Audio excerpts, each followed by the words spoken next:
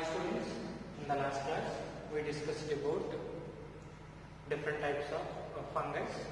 In that case, Phycomycetes we discussed, next one Ascomycetes, next one Basidiomycetes, and the last one is the Jr.Botany. Right? We completed the fungi. Right? See, all of you remember the Basidiomycetes is also called bird nest fungi. The Basidiomycetes fungi is also called bird. Okay. Basidiomycetes fungi is also called bird nest fungi. This is one of the important people, right? So that is about the fungi and the classification of the fungi. And coming to the next one, kingdom planting. After the fungi, the next one is the kingdom planting. We know about the plants. Plants are multicellular organisms, cell wall present, right? Which are having chloroplast, and performs the photosynthesis, right? These are the multicellular autotrophic organisms, which performs the photosynthesis, right?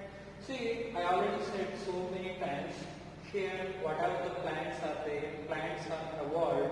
The very first plants are formed within the water. Then the plants are succeeded from water to the land. That is nothing but plant succession. Right? So here there is in plants. Okay. During the evolution process, the very first plants are algae. These are completely grown in water. The plants which are completely grown in water. And the next plants are the bryophytes. These are the first plants which are grown on the land. Means the very first plants are algae, which are only grown in water. The next plants are bryophytes. These are the first plants which are grown on the land. Remember, certain life cycle of the bryophytes. Okay, certain life cycle or certain life part of bryophytes occurs within the water. Certain life part occurs within the land, on the surface of the land. So what I am trying to tell here, bryophytes are grown in water and grown on land. So these are growing on the water. Yeah, these are grown within water and these are grown on the land. Right? So these kind of plants are called as amphibian plants. We know frog is the best example. The frog which is grown within the water and grown on the land also. So that's the reason why that kind of organisms are called as amphibians. So these plants also called amphibian plants. The bryophytes also called amphibian plants. And coming to the next one is the pteridophytes. Actually, these are the true plants only grown on the land. See, pteridophytes are only grown on the land. Gymnosperms are only grown on the land. Angiosperms are only grown on the land. But algae, these are completely grown within water. Bryophytes, which are grown within water on the surface of the land. Right? So both the categories which are grown within water and the land. But pteridophytes, these are the first plants completely grown on the land. See, these plants also grown on the land, but these are also grown within the water. But the pteridophytes only grown. These are the first plants completely grown on the land. Okay. See, these plants are not grown within water. These are directly grown on the land. Right? Pteridophytes, the characteristic features of the pteridophytes. These are the first vascular tissue containing plants. The pteridophytes are first vascular tissue containing plants. These are the plants which are first vascular tissue containing plants. Means vascular tissue is nothing but these are the first plants which are having xylem and fluid. Xylem and fluid. Pteridophytes which are having, these are the first plants having xylem and fluid. Right? And gymnosperms also, the vascular tissue is present, angiosperms also vascular tissue is present. And coming to the next one, gymnosperms. Sir, why these are gymnosperms? Because here seeds are naked. Seeds are naked. Seeds are naked means the embryos are not covered by seed coat. Embryos are not covered by seed coat. So here seed coat absent. Yes, seed coat is absent. That's the reason why these plants are called gymno. Gymno indicates here naked. Gymnosperms. Angiosperms. See here, angiosperms are the advanced plants.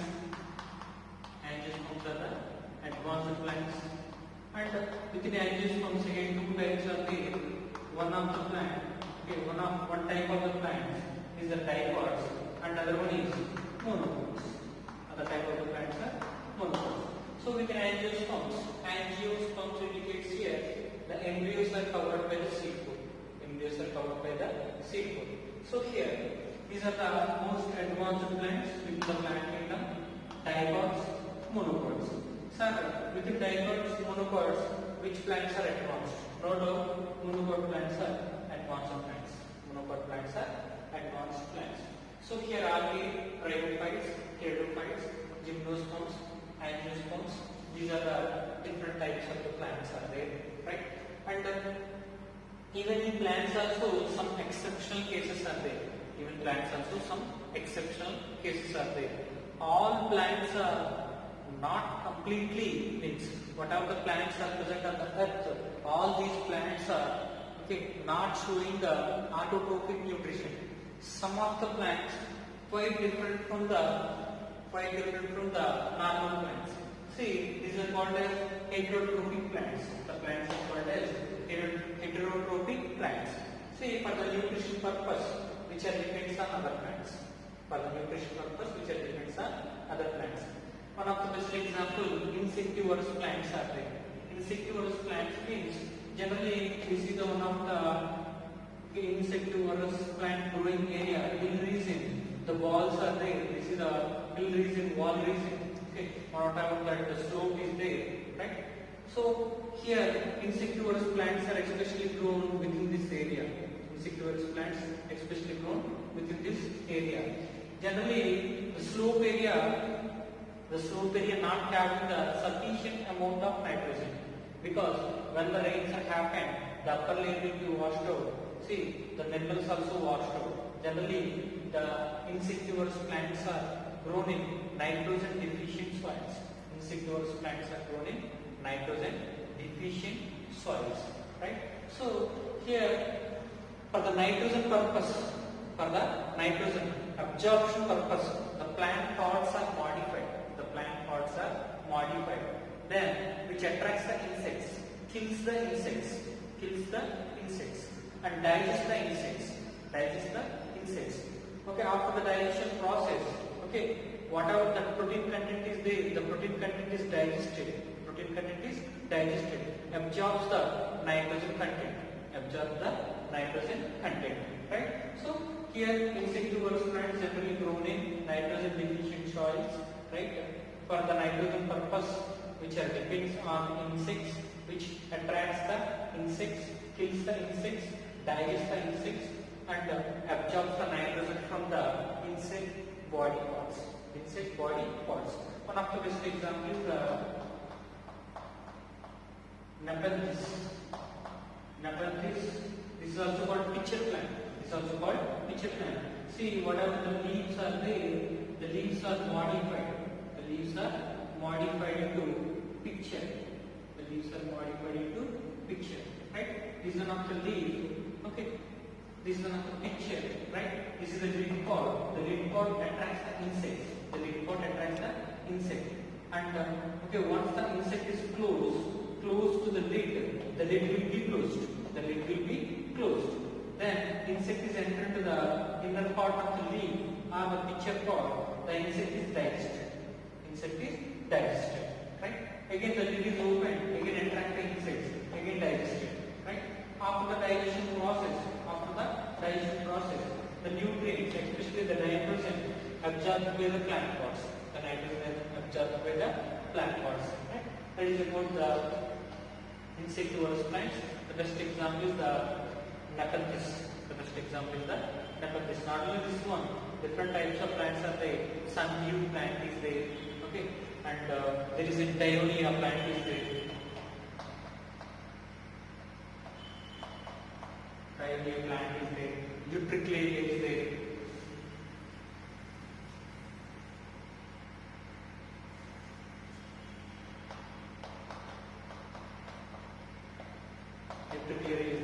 These are the examples for the insectivorous plants.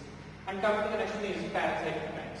Here parasitic plants means the plants act like parasites, because this is one of the host plant and this is one of the parasitic plant. The parasitic plant roots, the parasitic plants roots are penetrated into the host plant, which touches the xylem and the phloem of the host plant.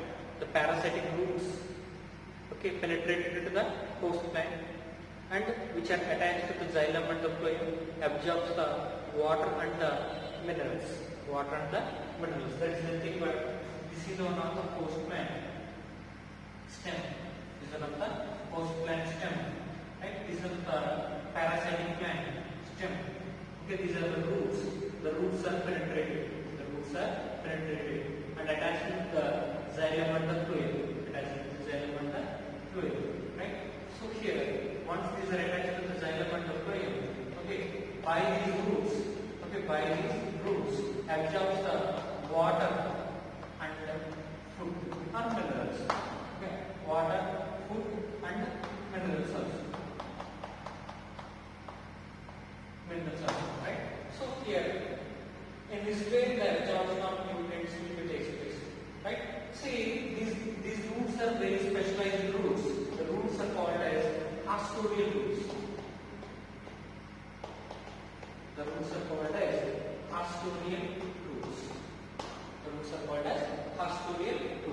So the parasitic plants are having very specialized roots. The roots are called as pastoral roots. Sir, how the roots are penetrated into the host plant stem or host plant roots? Because here the pastoral roots secretes a group of enzymes. Like cellulase, actin cellulose, digestive cellulose, right? And actually pectinase, actin pectin, digestive pectin. And actually subrinase, actin subrin, digestive subrin, right? So ligninase, a group of enzymes which act on the cell walls, digest the cell walls, right? And generates to bind to pores-like structures. Through the pores-like structures, the pastoral roots are penetrated. And attached with that xylem and the phloem, right? And absorbs the nutrients. So here again parasitic roots are two types are there. One is called as stem parasites, other one is called as root parasites. One is called as stem parasites, other one is called as root parasites. So here stem parasites are attached to the stem. Root parasites are attached to the roots. Means the pastoral roots are attached to the stem.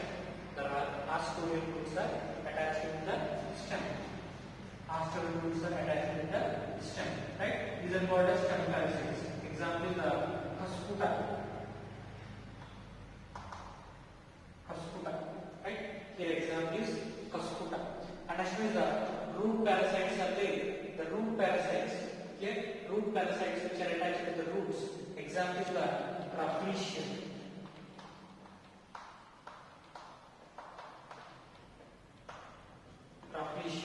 Example is the Rafflesian, right? There is stem parasites are there, root parasites are there, which are attached. Some are attached to the stem, some are attached to the root. Finally, here absorption of nutrients from the host plants. So this kind of plants are called as parasitic plants. And see, within the plant there, one of the important point is alternation of generations.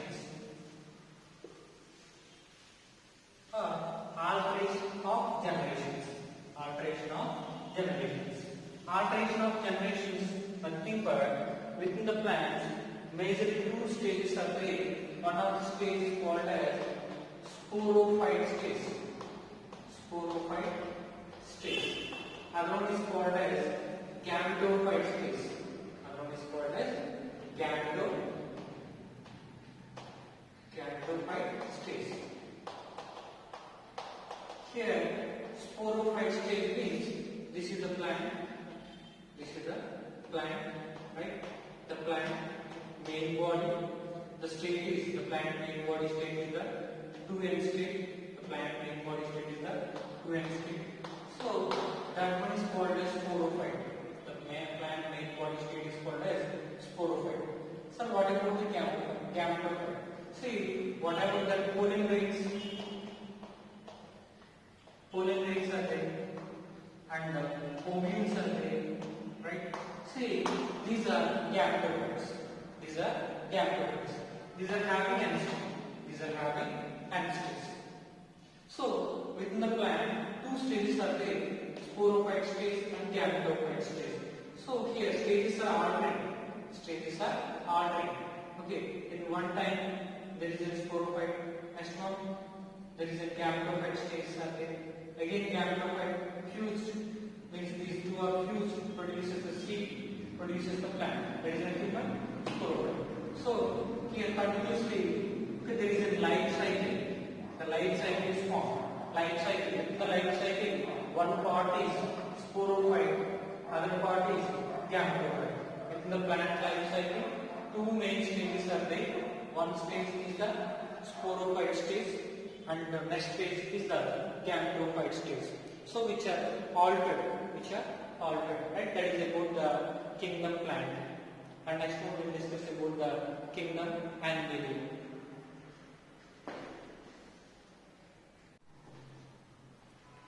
Coming to the next topic is the Animalia, right? Animals. Kingdom animal is nothing but study about animals. Animals are well-developed organisms because which are able to move, which are having brain, means specialized sensory system is there within the animals, right? And the well-developed locomotory organs are present, right? See, the animals are compared to the remaining all organisms. These are very, very well-developed organisms. And these are heterotrophic multicellular organisms. Heterotrophic multicellular organisms. In this case, the special characteristic feature is organ system also present. Organ system also present. Right? Remaining all the cases, only organs are present. Organ system is absent. And next one, cell walls absent. Within Animalia, cells not having cell walls. Cell walls are absent. Holozoic nutrition. The type of nutrition is holozoic nutrition. Means injection of solid food into organism. Injection of solid food into the organism. So that one is called as holozoic nutrition. And next one, well-developed motor neurons are present. Well-developed motor neurons are present. Means, see, we are moving like this. The brain giving orders to the body, right? There is a nerve impulse transport. If I want to raise my hand, see, there is a motor neurons are there. These neurons are connected with the brain, right? Nerve impulse are transported either afferent way and efferent way, right? From body to brain, brain to body, right? So then, whatever the commands given by the brain, okay, in that way the body is moving. Right? So here, well-developed motor neurons are present. Able to move because here locomotory organs are present. Sexually present by the copulation method. See, copulation method means there is an attraction between male and female, right? And between there is an attraction is there. By that attraction, the sexual reproduction is occurred, right? So here sexual reproduction by the copulation method, right? And next one is after the attraction process, from the male sperm cells are released, and from the female guava is released. These two are fused, produces the zygote. These two are released, produces the zygote. The zygote is developed into embryo. The zygote is developed into embryo. So the embryo showing different developmental stages. These are called embryonic developmental stages. We know first week of the baby, second week of the baby, third week of the baby, first month, second month, third month, fourth month. So different developmental changes are there. So these are called embryonic developmental changes are present within the animal. Right? See, I like to conclude here, animals are the most advanced organisms, especially with the animalia. Human beings are there. We are not saying, okay, humans are the animals. We are given one title. Humans are social animals. Humans are social animals. But see, humans also related to the animals, the largest brain containing organisms also. See here, largest brain means what I am trying to say here. Body and the brain ratio. If we compare the body and the brain ratio, the largest brain, based on that ratio, the largest brain containing organisms are human beings. And all of you remember, human beings are the most dominated species, because we are controlling all the organisms. Right? So that is about the animalia.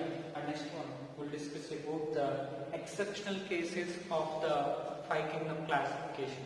Means, whatever the viruses are there, viruses are not included in the 5 kingdom classification. And the next one is the lichens. Lichens are not included in the 5 kingdom classification. We'll discuss about the viruses and the lichens.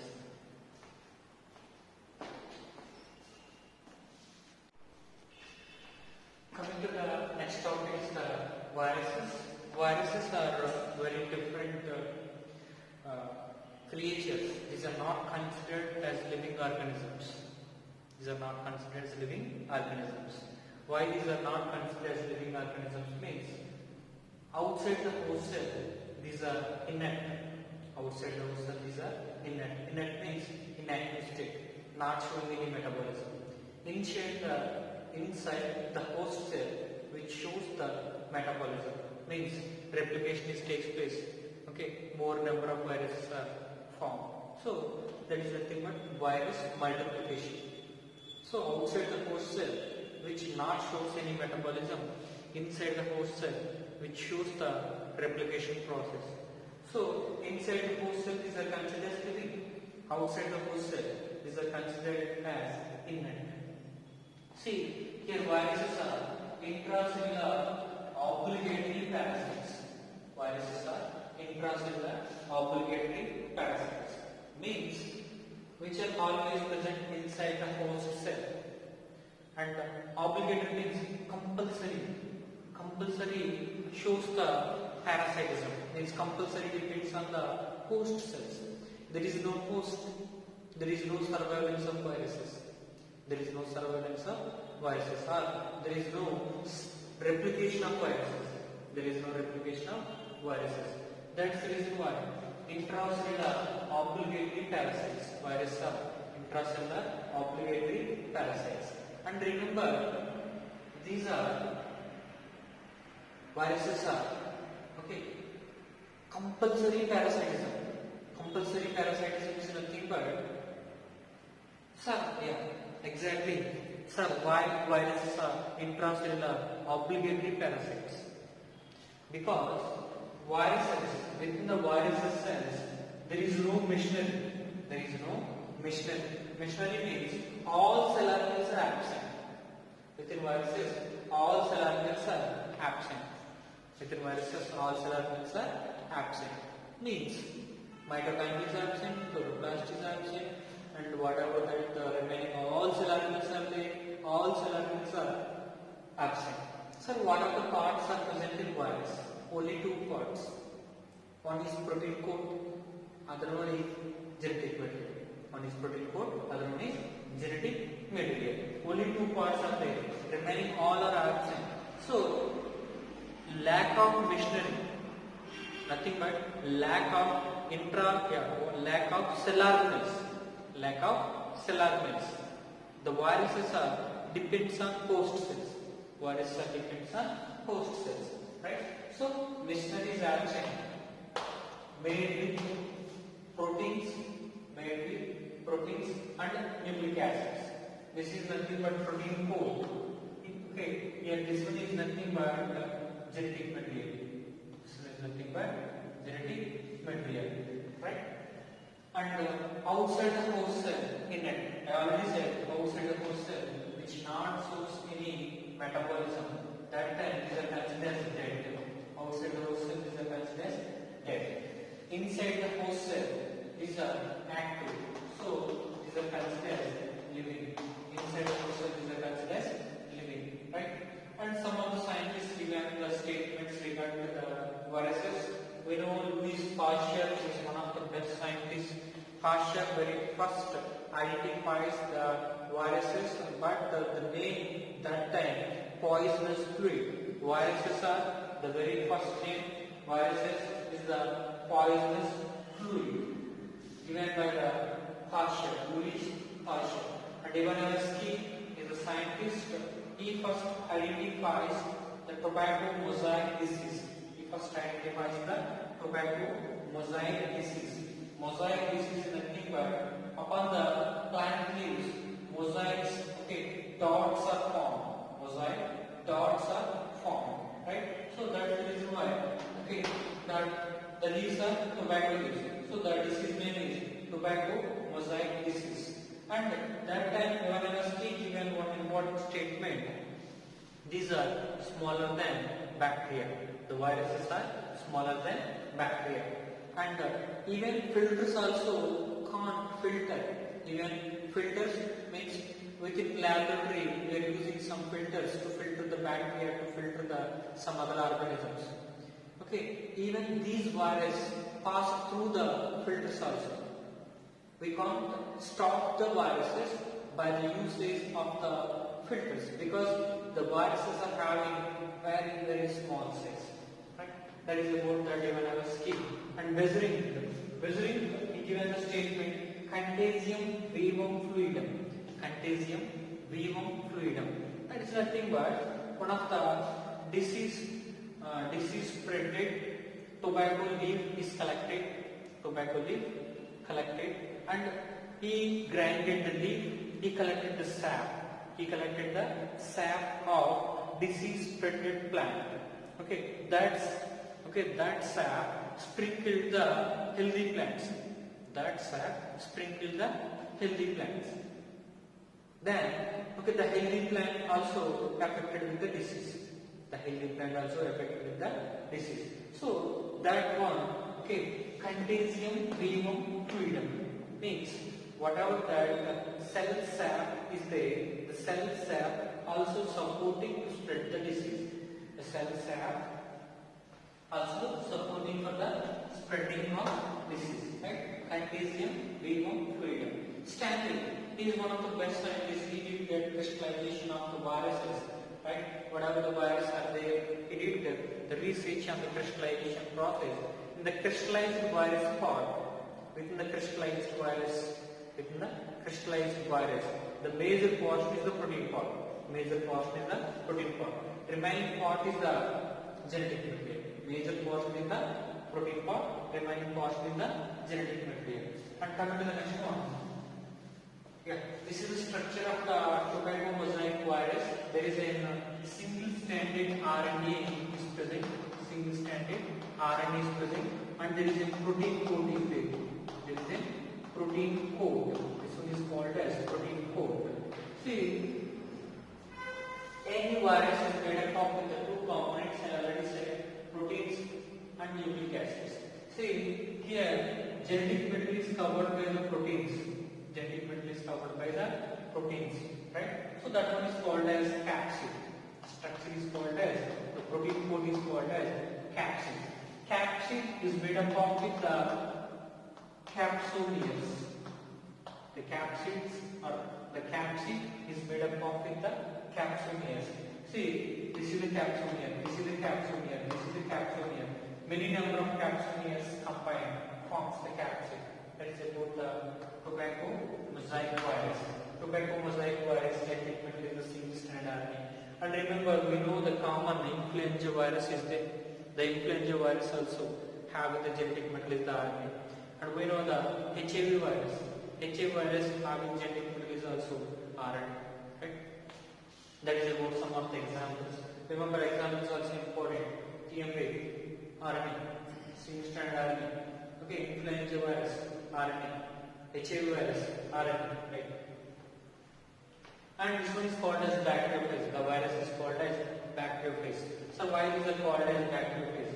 Which are act on bacteria, which are attack on bacteria, which are attack on bacteria and destructs the bacteria cells. And destructs the bacteria cells. Majority of the cases destructs the bacterial cells. Right? So those the viruses which are attack on bacteria, the viruses are called as bacteriophages. So this is one of the bacteriophage structure. This is the head part, and there is a sheath part is there. This is the sheath part. The connecting part between head and the sheath, that one is called as column. The part is called as column. And lower side, there is a base plate is there. There is a base plate is there. Right? The base plate is connected to the tail fibers. The base plate is connected to the tail fibers. See, here the long structures are there. These are the tail fibers. Sheath structure is there. Column structure is there. Head is there. Here, genetic material is the double-stranded DNA. Here, genetic material is the double-stranded DNA. Right? Within the bacteriophages, the genetic material is double-stranded DNA. Right?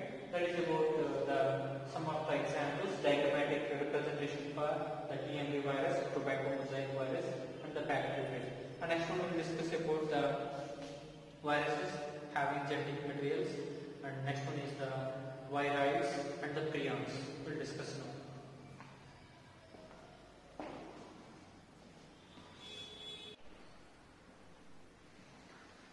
Coming to the next one, viral genetic material. Here DNA is there, RNA is there, right? Single stranded DNA, right? And next one is double stranded DNA. Viruses are having genetic material, either DNA or RNA. We already discussed whatever the living organisms are there, all living organisms contains the genetic material is the DNA. See, the exceptional cases, these are not considered as living organisms, but when the viruses are entered into the host cell, that time these are shows the replication process. That's the reason why, which are, okay, one part of the virus life cycle is considered as the living part. So here the virus is having the genetic material, either DNA or RNA, right? See, in DNA again, single stranded DNA and double stranded DNA. Single stranded DNA containing the viruses are M13 phase and pi into 174, pi into 174, right? And double stranded DNA containing viruses are bacteriophages. Just now we discussed, we draw the diagram, bacteriophage, which attacks the bacteria. Coming to the RNA, single strand RNA, there is a TMB virus, HIV virus, tobacco mosaic virus, and the HIV virus. And next is double strand RNA. Examples are rotavirus, reovirus, rotavirus, and the reovirus. See, that is about the genetic material of the viruses, either DNA or RNA. DNA, single strand DNA, double strand DNA, and RNA, single strand RNA, and double stranded RNA. These are examples also very important. Commonly, just now I said influenza virus contains genetic materials RNA. HIV virus contains genetic materials RNA. So we had to remember, and tobacco mosaic virus contains genetic materials RNA. And in animals, the viruses cause diseases: mumps, okay, smallpox, herpes disease, influenza disease. See, the smallpox is caused by the viruses, mumps disease, and especially the herpes and influenza disease. These are the diseases which are seen in animals. In plants, mosaic disease, tobacco mosaic disease is the best example. Leaf rolling, right, and leaf curling, right, and yellowing of leaf means degradation of chlorophyll. Then the leaf turns into the yellow color. And vein clearing, whatever the veins are there, the veins are damaged by the viruses. That one is vein clearing. And the stunted growth. Growth is retarded. Growth is retarded. So this one is called as stunted growth. This is called as stunted growth. Stunted growth. Right? So that is about the diseases which are caused by the viruses in animals and plants. And come to the next one is viroids. Right? See, viroids and prions are different from the viruses. These are smaller than viruses. These are smaller than viruses. Viruses are already small. Viruses are already smaller than remaining. Yeah, viruses are smaller than remaining all living organisms. Again, the viroids and prions are smaller than viruses. Viroids is first identified by the T-O-dimer. See, the short RNA fragments having 300 to 400 nucleotides. Short RNA fragments having 300 to 400 nucleotides. Right? See, these are naked, means the genetic material not covered by any protein coat. Genetic material not covered by any protein coat. Right? These are having very low molecular weight. These are having very low molecular weight. So that kind of short RNA fragments are considered as viroids because the viroids have the capacity to cause the disease. The viroids have the capacity to cause the disease. Right? That is about that viroids. Here examples are potato spindle tuber disease. Very important. Potato spindle tuber disease. Potato spindle tuber disease is caused by the viroids. And next one is prions. Here prions are nothing but viral proteins. Prions are nothing but viral proteins. See, the virus's protein coat is there. The protein coat is made up of with the proteins. The proteins have the capacity to cause the disease. The proteins also have the capacity to cause the disease. Especially here, okay, bovine spongiform encephalitis. Bovine spongiform encephalopathy or encephalopathy. Right? See, this is the disease, encephalopathy disease. This is also called mad cow disease. The disease is also called mad cow disease. Sir, why this is called mad cow disease? Especially the disease is seen in cattle, buffaloes and cows. Right? Sir, what is mad cow disease? Very simple. Okay, when the viral proteins, when the virus are entered into the organism, okay, in certain cases the virus are damaged, the proteins are entered into the bloodstream and which crosses the blood-brain barrier, and binds the brain receptors and alters the nerve impulse transport. So, see, there is no coordination between the body and the brain. So, that is the one kind of disease. Madness, we know the madness. If we see any person having the madness, right? See, that person throwing some stones and not controlling the body movements. The person unable to control the body movements because there is no coordination between the body and the brain. Here also, the cow or cattle and the buffaloes also, okay, presence of this disease, okay, shows the madness. And in humans, though some people are like to eat the cows, buffaloes. Some people, not all people, some people are eating cows, cattle, and buffaloes. Okay, those the cows having mad cow disease, those the cattle having the mad cow disease.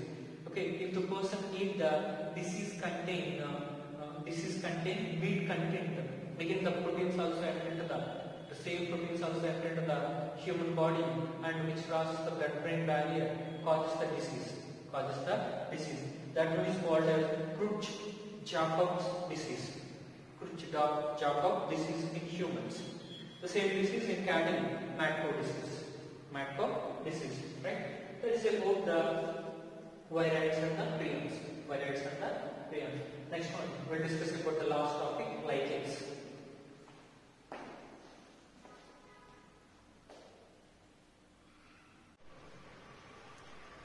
Coming to the last topic in this chapter, lichens, we are already discussed.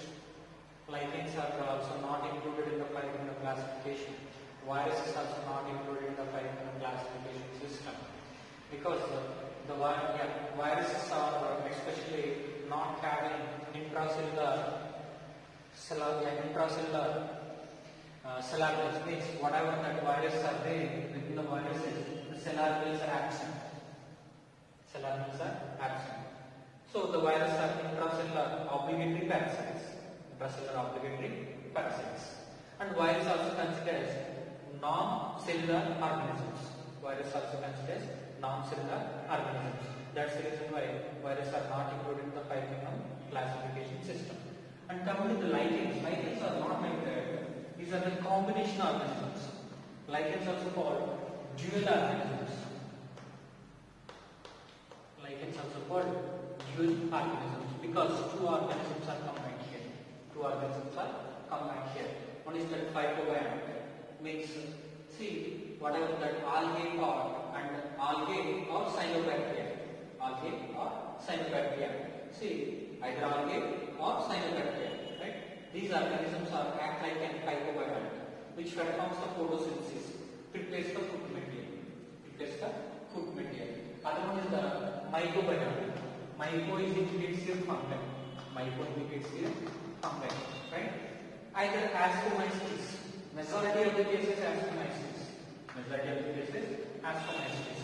We already discussed about the phycomycetes, ascomycetes, pistomycetes, deuteromycetes.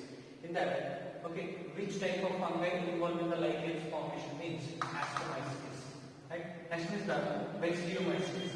In very rare cases, basidiomycetes. Majorly ascomycetes, right? And the fungi part absorbs the water and minerals from the soil. And the minerals and water supplies to the phytobiont. The food is supplies to the microbiome. So both these are getting benefit. The relationship is called as symbiosis.